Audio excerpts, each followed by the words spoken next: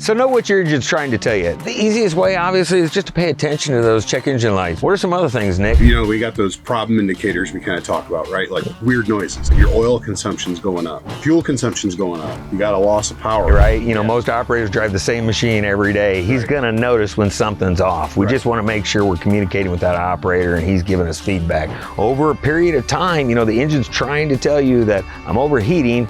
Maybe you need to clean my radiator fins out or charge air cooler fins, things like that.